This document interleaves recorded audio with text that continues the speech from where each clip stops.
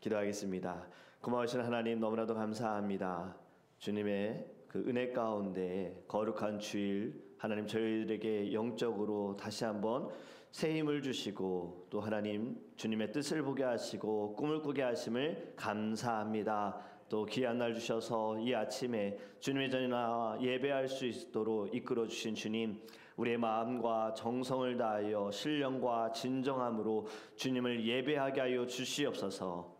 이 시간 주님께서 주신 말씀을 저희들의 심령에 새기게 하여 주시고 이 말씀을 통하여 오늘 하루를 주의 이름으로 승리할 수 있도록 주님 함께하여 주시옵소서.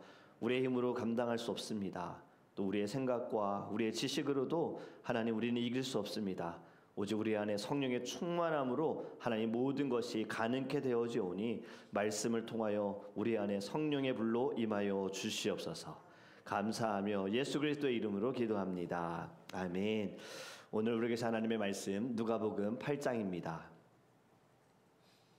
누가복음 8장 34절에서 39절 말씀입니다. 누가복음 8장 34절에서 39절 말씀입니다. 제가 주는 성경책인 신약성경 105페이지입니다. 누가복음 8장 34절에서 39절 말씀 함께 읽도록 하겠습니다. 치던 자들이 그 이루어진 일을 보고 도망하여 성내와 마을에 알리니 사람들이 그 이루어진 일을 보러 나와서 예수께 이르러 귀신 나간 사람이 옷을 입고 정신이 온전하여 예수의 발치에 앉아있는 것을 보고 두려워하거늘 귀신 들렸던 자가 어떻게 구원받았는지를 본 자들이 그들에게 이르매 거라사인의 땅 근방 모든 백성이 크게 두려워하여 예수께 떠나가시기를 구하더라. 예수께서 배에 올라 돌아가실새 귀신 나간 사람이 함께 있기를 구하였으나 예수께서 그를 보내시며 이르시되 집으로 돌아가 하나님이 네게 어떻게 큰 일을 행하셨는지를 말하라 하시니 그가 가서 예수께서 자기에게 어떻게 큰 일을 행하셨는지를 온 성내에 전파하니라. 아멘. 오늘의 말씀을 통하여서 우리와 함께 하시는 예수 그리스도를 보기를 간절히 원합니다. 여러분, 우리가 누가복음 말씀을 함께 묵상하면서 12년 동안 혈루병으로 어려움 가운데 정말 아픔 가운데 있다가 고침을 받은 여인에 대한 이야기 나눴었고, 또 이제 내일 말씀을 준비하고 있는데 아파서 죽은 이 해당장의 야이로의 딸이 이제 고침을 받는다라는 말씀을 우리 이제 나누는데요. 여러분, 이 두 사람은 서로 모르는 사람이지만 이들에게는 공통점이 있습니다. 어떤 공통점이 있느냐? 예수님을 만났다는 겁니다. 12년 동안 아팠던 여인도 예수님을 만나고 나서 병이 낫게 되어졌고, 야이로의 딸도 죽었으나 그가 살아나게 되어지는 것도 예수님을 만나기 때문인 거예요. 예수님을 만나기 전과 만난 후의 삶이 달라졌다는 거죠. 오늘 본문에 나오니 거라사 지역에 있는 예수님을 만나 변화된 사람에 대해서 또 우리에게 보여줍니다. 이 사람은 예수님을 만나기 전에는요, 완전히 망가진 인생이었어요. 하지만 예수님을 만나고 나서는 그는 새로운 삶을 살게 됩니다. 이처럼 인간의 근본적인 문제를 해결할 수 있는 유일한 답은 예수님을 만나는 것밖에 없습니다. 그렇게 오늘의 말씀을 통해 우리에게 먼저 다가오셔서 손을 내밀어 주시는 주님을 만나기를 간절히 원합니다. 여러분, 오늘 예수님을 만난 사람 어떤 사람이었는가? 27절의 말씀을 보면요, 예수께서 육지에 내리심에 그 도시 사람으로서 귀신 들린 자 하나가 예수를 만나니 그 사람은 오래 옷을 입지 아니하며 집에 거하지도 아니하고 무덤 사이에 거하는 자라. 아멘. 오래 옷을 입지 않았다라고 하고 있어요. 여러분, 옷을 입지 않았다는 것 자체가 이미 이상한 일이죠. 물론 하나님이 이 세상을 만드셨을 때 에덴 동산에서는 옷을 입지 않는 것이 당연했습니다. 하지만 이것이 이제는 불편하게 되어지는 것은, 수치스럽고 부끄럽게 되어진 것은 다 무엇 때문입니까? 죄 때문인 거잖아요. 지금 이 사람도 옷을 입어야 되는 건데 지금 옷을 입지 않았다. 자신의 상황을 판단하기 어려운 사람인 겁니다. 다른 사람을 전혀 의식하지 않는 사람입니다. 내가 편한 대로 행동하는 사람인 거예요. 그리고 또 어디에 머물렀는가? 집에 거하지 않았고 무덤 사이에 거하는 자다라고 하고 있어요. 여러분, 문화가 이제 무덤의 문화, 장례의 문화도 나라마다 다 다르지 않습니까? 한국의 문화와 미국의 무덤의 문화가 다른 것을 저희는 잘 압니다. 한국은 무덤이 집에 가까이 있지 않죠. 되게 좀 멀리 좀 떨어져 있습니다. 무덤이 가까이 있다는 것에 대해서는 좀 사람들이 부정적으로 생각을 하죠. 근데 미국은 좀 다르지 않습니까? 길 가다가 그냥 마을에 있고 교회 근처 바로 옆에 있기도 합니다. 이것이 참 다른 문화인데 같은 것은 무덤에 사는 사람은 없다는 거죠. 자기가 살고 머물 집은 다 있는데 지금 이 사람은 집에 거하지 않고 무덤에 머문다. 사람이 살아가면서 중요하게 여기는 것을 우리는 의식주라고 하지 않습니까? 옷과 먹는 것과 사는 것이에요. 지금 이 사람은 지금 성경에 있는 것만 해도 지금 집도 제대로 된 곳이 아니고 옷도 입지 않았다라는 거예요. 더 나아가 이 귀신 들린 사람은요, 자기 자신을 해치는 사람입니다. 그래서 마을 사람들이 결박을 해서라도 이 사람을 보호하려고 하지만 그 결박까지도 끊어버린다라는 거죠. 스스로도 자신을 통제하지 못하지만 다른 사람들도 이 사람을 통제하지 못하는 아주 정상적인 사회생활이 불가능한 어려움 가운데 있는 사람인 거죠.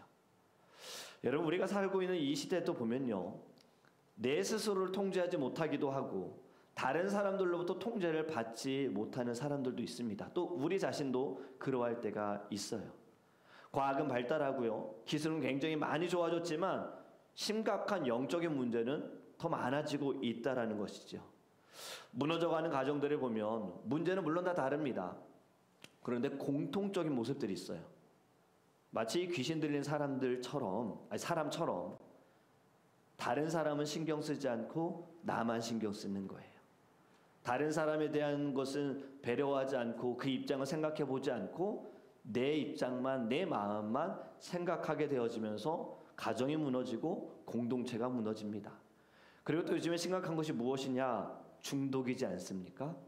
아이들은 게임에 빠진 중독, 그리고 청년들 또 젊은이들은 술에 빠지는 중독, 또 요즘엔 마약, 포르노 중독, 이 모든 게 다 무엇입니까? 중독이 자신의 삶을 통제하지 못하는 거죠.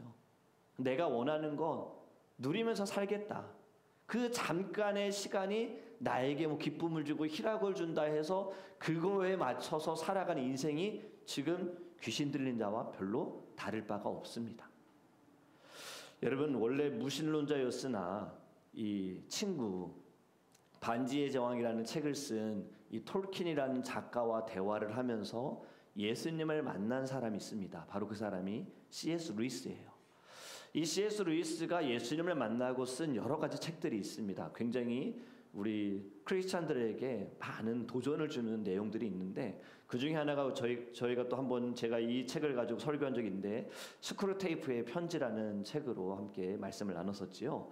이 책은 삼촌 사탄이 족한 사탄에게 이제 대화하면서 편지를 주고받으면서 나눴던 대화가 결국에는 사람들을 어떻게 타락하느냐에 대한 내용이 들어있는데 여기에 이러한 글귀가 있습니다. 사탄은 사람들이 귀신을 믿지 않거나 귀신에게 완전히 사로잡히도록 유도한다라는 내용이 있어요.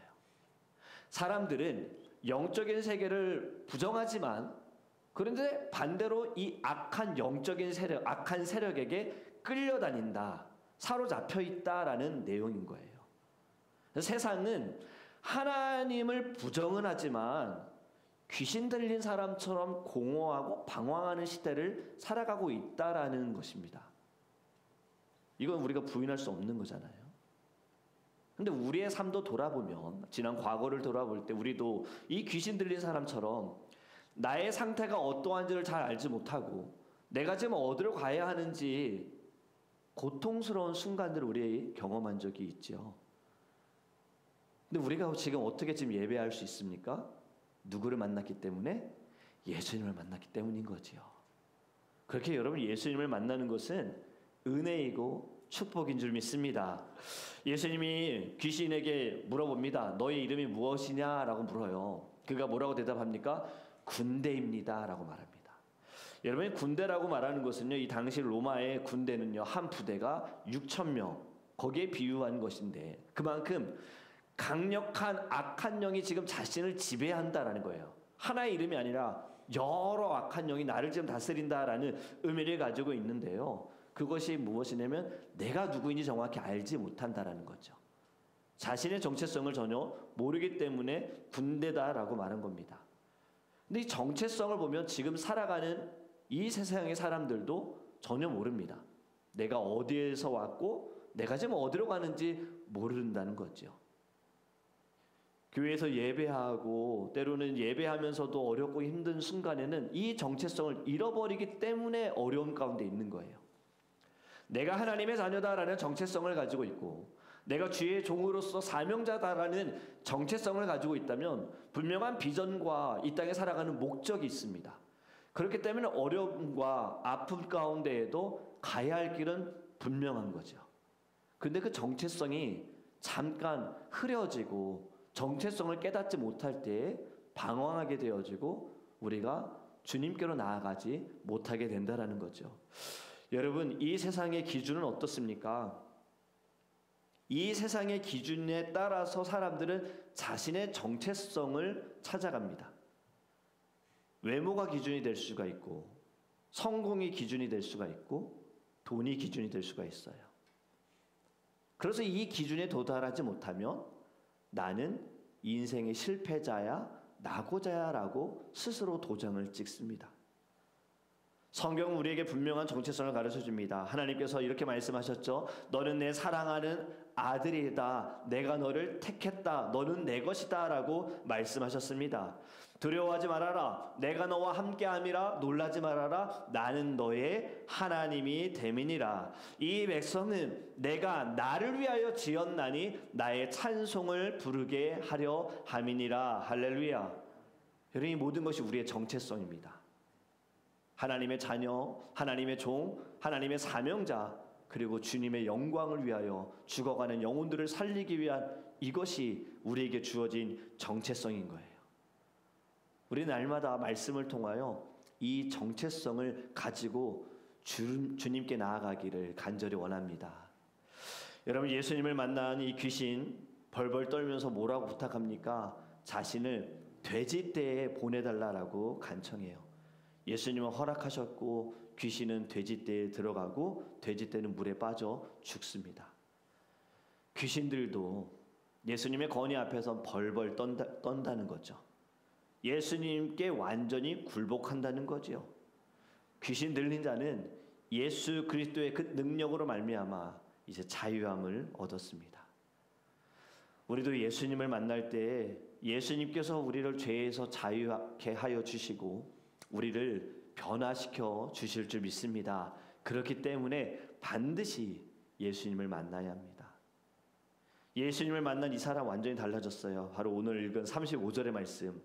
사람들이 그 이루어진 일을 보러 나와서 예수께 이르러 귀신 나간 사람이 옷을 입고 정신이 온전하여 예수의 발치에 앉아있는 것을 보고 두려워하거늘. 아멘. 사람들이 봅니다. 이 귀신 들린 자 어떤 사람인지 다 알았어요.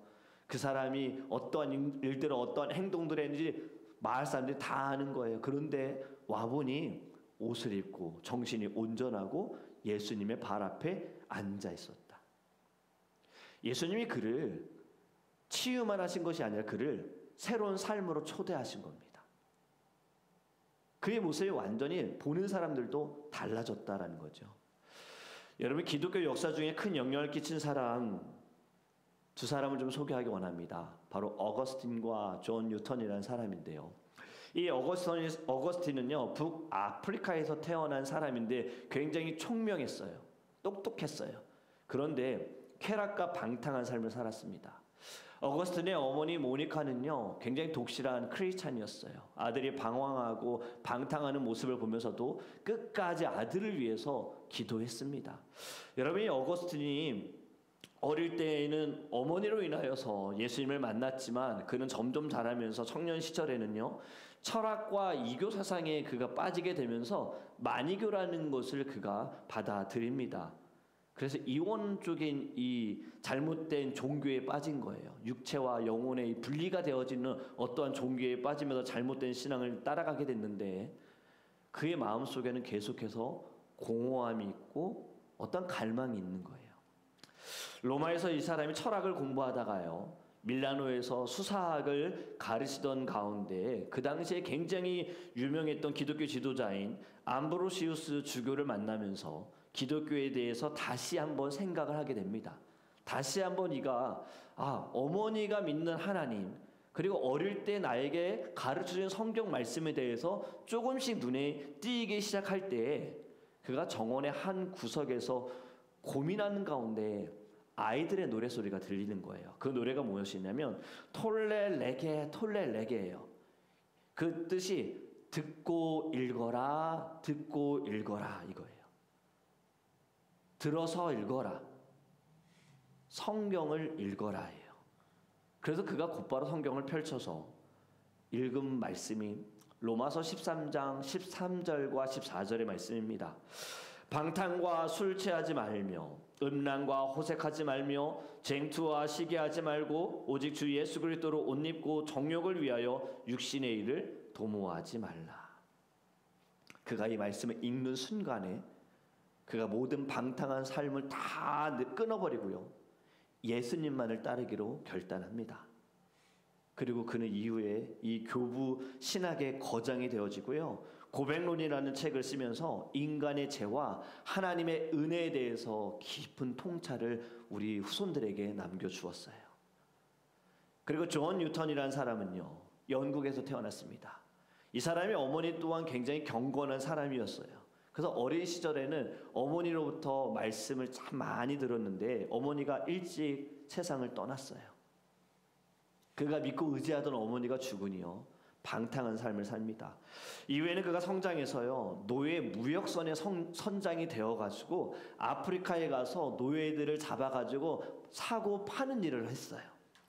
그렇게 타락한 삶을 살다가 본인도 노예로 잡혀서 아프리카에서 비참한 생활을 살기도 했어요. 하지만 나중에 또 다시 선장이 돼서 또 타락한 삶을 삽니다. 여전히 하나님을 멀리하는 삶을 살다가 1748년에 그가 아프리카에서 영국으로 가는 길에 이 배가 풍랑을 만나서요, 정말 죽을 뻔한 순간에 그가 하나님께 부르짖습니다.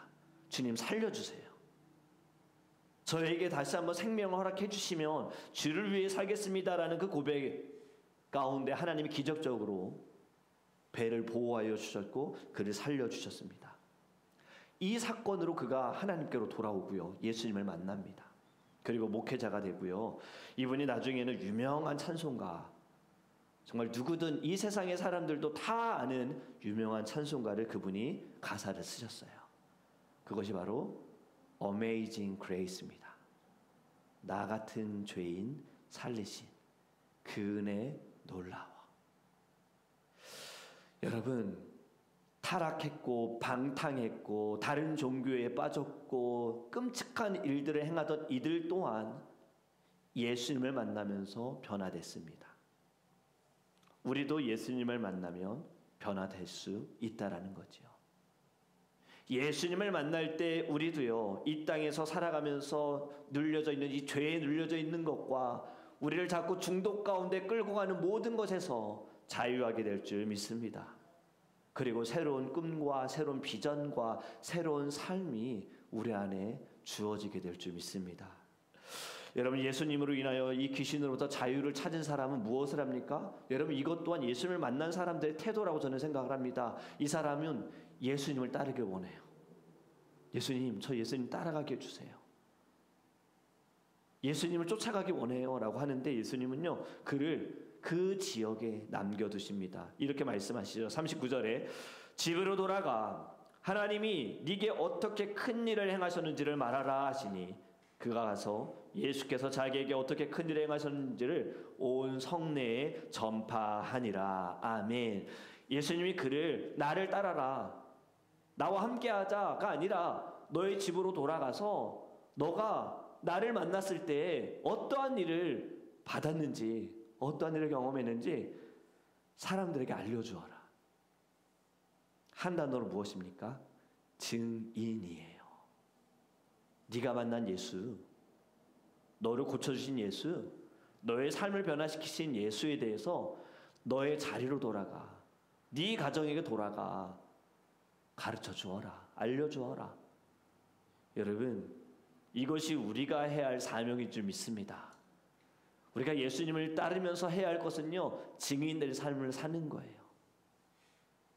나는 어떠한 삶을 살았는데 그것이 때로는 물론 부끄럽고 감추고 싶은 일들이지만 나는 이제 더 이상 그 사람이 아니라, 그 과거에 눌려있는 사람, 죄에 눌려있는 사람, 세상에 눌려있는 사람이 아니라, 더 이상 내가 죄로 인해 부끄러운 자가 아니라 예수님으로 인해 나는 살아난 자, 생명을 얻은 자, 나를 자랑할 수 없으나, 내 자신을 자랑할 수 없으나 나로 인하여 예수를 자랑할 수 있는 자, 이러한 증인된 삶을 살기를 간절히 원합니다. 여러분, 그것이 우리가 묵상하는 그 큐티인의 간증이 다 그거잖아요. 다 부끄러운 내용들, 가정 안에 부끄러운 내용들, 창피한 내용들, 바람핀 이야기, 무너진 이야기, 부모와 자녀의 깨어진 이야기. 근데 그것이 어떻게 많은 사람들이 읽어도 괜찮을 정도로 고백을 하고 기록을 합니까? 나는 더 이상 그 사람이 아니기 때문에, 예수님이 나를 어떻게 변화시켜 주셨는지, 그리고 나는 지금 누구로 인하여 여전히 연약하고 부족하지만 누구와 함께 살아가는지를 고백하는 거잖아요. 여러분, 우리도 이러한 증인된 삶을 살기를 간절히 원합니다. 예수님을 만나서 죄에서 자유함을 얻은 사람이 있지만요, 또 그로 인해 예수님을 따르려고 하지만 또 반대의 모습도 나타나더라고요. 여러분, 37절에 어떻습니까? 거라사인의 땅 근방 모든 백성이 크게 두려워하여 예수께 떠나가시기를 구하더라. 여러분, 예수님께 와가지고요, 예수님, 우리 마을에서 나가주세요. 제발 우리 곁에서 떠나주세요라고 하는 거예요. 왜 사람들이 예수님께 마을에서 나가라고 했을까요? 지금 사람들의 관심은 고침을 받은 자에게 있지 않습니다. 사람들의 관심은 예수님께 있지도 않습니다. 지금 귀신에게 그렇게 고통당하고 보면서 안 됐다, 불쌍하다, 막 이러한 생각을 했던 사람들이 고침받은 사람에게 전혀 관심이 없고, 이 사람들에게는 어디에 관심이 있습니까? 내가 가지고 있는 재물까지도 어떻게 될까봐. 돼지떼가 다 물에 빠져 죽어버리니까 내가 가지고 있는 돼지, 내가 가지고 있는 소, 내가 가지고 있는 재물도 예수님이 어떻게 할까봐. 이것이 두려운 거예요. 그래서 예수님께 지금 떠나가 달라고 하는 겁니다. 사람들의 관심은요, 예수님의 기적, 정말 죽을 뻔한 자가 살아난 것엔 관심이 없어요. 현실적인 것, 자기 자신, 내 중심, 이러니 예수님을 만났고 예수님이 어떤 일 행하셨는지 보았음에도 불구하고 예수님 제발 나가세요, 이곳에 있지 마세요, 이렇게 행동하는 거예요. 여러분, 귀신 들린 자에게는 예수님을 만난 것이 축복인데, 귀신 들린 자를 고친 것을 본 이 마을 사람들에게는 예수님이 저주로 느껴진 겁니다. 여러분, 이만큼 얼마나 불쌍한 일이 어디 있을까요? 이러한 차이가 어디 있습니까? 우리가 이미 말씀 나눴죠. 마음의 문제지요. 좋은 마음을 가진 이들은 예수님을 만났을 때, 예수님의 말씀을 들을 때 그것이 땅에 심겨지고 뿌리가 맺고 줄기가 나고 열매가 맺어지는데, 마음이 굳어지고 그리고 사단에게 빼앗기고 현실로 인하여서 보지 못하는 자들은 열매를 맺지 못한다라는 것입니다. 사람들의 마음이 예수님을 받아들일 마음이 아니었던 거죠. 그래서 마을 사람들은 어찌 보면 다른 의미로 귀신에 붙들려 있다라고 저는 봅니다. 예수님을 만났지만 예수님을 받아들이지 못했고 예수님을 구주로 영접하지 못한 거예요. 여러분, 예수님을 만나면 변화되지만 예수님을 어떤 마음으로 만나느냐도 너무나도 중요하다라는 겁니다. 예수님을 만난 사람들은 너무나도 많습니다. 이 땅에서 3년의 이 시간을 보내면서 많은 사람들이 예수님을 만나셨지만 그 가운데에는 예수님을 구주로 영접하고 예수님을 따른 자가 있고 예수님의 증인된 자가 있지만 예수님을 부정하고 부인하고 핍박한 사람들도 있다라는 거죠. 예수님을 믿고 예수님을 영접하는 것, 여러분, 이만한 것은 정말 놀라운 은혜인 줄 믿습니다. 그렇게 여러분, 우리는 매일매일 늘 감사하기를 원해요. 그리고 매일매일 주님을 만나기 원합니다. 말씀을 우리가 묵상하면서 예배하면서 기도하면서 매 순간이 나와 함께 하신 예수님, 나를 만나기를 원하시는 예수님, 나와 대화하기를 원하시는 예수님을 만나기를 주님의 이름으로 축복합니다. 제가 청년들에게 이러한 이야기를 나눴어요. 이 말씀을 함께 나누면서 저도 참 모태신앙이고 부모님 두 분 다 목사님이시고 어릴 때부터 신앙생활을 해왔고, 그런데 인격적인 주님을 만나기 전까지는 나의 하나님이 아니라 나의 부모님의 하나님을 제가 믿고 따랐다라고 고백을 했습니다. 어릴 때부터 예배 열심히 드렸지요. 어릴 때 예배를 수요 예배, 금요 예배에 빠지는 것도, 새벽 예배를 빠지는 것도 저에게는 굉장히 죄책감이었기 때문에 모든 예배를 다 참여했었고 교회에서 참 많은 봉사들을 했었어요. 그런데 나의 하나님을 위하여 섬기고 나의 하나님께 예배한 것이 아니라 나의 부모님의 하나님, 부모님이 섬기는 교회, 그것이 또 교회의 일이 가정의 일이다라고 생각하면서 하나님께 예배하고 봉사했던 거죠. 제가 인격적인 주님을 만난 것은 군대를 갔다 오고 편입하고 총신대에 들어갔을 때 그곳에서 주님을 만난 거예요. 말씀을 묵상하면서 꼭 정해진 시간에 교회 가서 예배하는 것이 아니라 친구들을 보니까 그냥 어느 때든 학교에 교회 가가지고 뭐 쉬는 시간에도 가서 막 예배하고 있고 잔디밭에 앉아가지고 기타 치면서 찬양하고 있고 저 뒤에 기도굴에서는 계속 기도 소리가 들리는 모습을 보면서 신앙생활은 저렇게 하는 거구나. 주어질 환경에 부모님 눈치 보면서 사람들이 시선 따라서 예배하고 교회 가서 뭐 기도하고 말씀 보는 것이 아니라 내 스스로가 간절함이 있고 정말 주님 만나고 싶은 마음이 있으면 장소가 상관이 없는 거구나. 친구들을 통해서 제가 예수님 만난 거예요. 그리고 맨날 만날 때마다 아침마다 만나면 인사가 이거였어요. 너 오늘 큐티했어? 오늘 말씀을 통해 무슨 은혜 받았어? 이런 질문을 하니까 그 질문에 답을 해줘야 돼서 저도 아침에 일어나면 말씀 묵상하고 지하철에서 말씀 묵상하고 만나면 그 질문에 바로 대답을 해주고 서로 또 대화하면서 그 대화에 예수님이 함께 하심을 느끼면서 그때 제가 인격적인 주님을 만난 거예요. 여러분, 변화된 삶을 살기 원한다면 인격적인 주님을 만나야 합니다. 다른 사람이 하나님, 누군가의 하나님이 아니라요, 이제 나의 하나님을 만나셔야 돼요. 더 이상 어디에 끌려다니는 신앙이 아니라 여러분이 만난 예수님께서 여러분들 끌고 계십니다. 그렇다면 주도적인 신앙생활, 그래 내가 시간을 정해서 내가 하나님께 헌신하고 내가 시간을 정해서 금식도 해보고 그래 교회 가서 좀 살아보자. 아기 예수님을 만난 그 안나처럼 여러분, 이렇게 우리 예수님 만나기를 간절히 원합니다. 그래야 2025년 새해 올해는요, 정말 진정한 인격적인 예수님 우리 만나서 정말 이전과는 다른 신앙생활과 다른 꿈과 다른 비전을 가지고 정말 성령의 충만함으로 승리하는 거룩한 한 해가 되기를 주님의 이름으로 축복합니다. 이제 우리 함께 기도하기 원합니다. 여러분, 첫 번째로 기도하기 원하는 것은요, 오늘의 말씀을 기억하면서 이미 주님께서는 우리를 만나 주셨어요. 우리가 예수님을 만났기 때문에 지금 이 자리에서 우리 예배할 수 있고 말씀을 듣고 기도할 수 있음을 믿습니다. 물론 온라인으로 예배하시는 분들도 동일합니다. 우리 예수님 늘 주님 만나기 원합니다. 주님, 세상은 자꾸 내 눈을 가립니다. 영적인 눈을 가리고 육적인 눈을 뜨게 해서 예수님을 보지 못하게 하고 자꾸 거친 풍랑을 보게 하고 문제를 보게 하고 세상의 쾌락과 세상이 원하는 행복과 세상이 추구하는 그 기준에 따라서 성공만 바라보게 합니다. 주님, 우리 예수님을 매일매일 만나게 해주세요. 말씀을 통해 만나고 하나님 기도하면서 예배를 하면서 찬양 가운데 예수님 만나게 해주세요. 그리고 주의 음성을 듣게 해주세요. 그리고 아직 인격적인 주님을 만나지 못한 이들도 있습니다. 인격적인 주님을 만난 나의 모습이 성령 충만함으로 인하여서 하나님 그들에게도 선한 영향력을 나타낼 수 있게 달라고 우리도 함께 주여 부르시고 통성을 기도하겠습니다.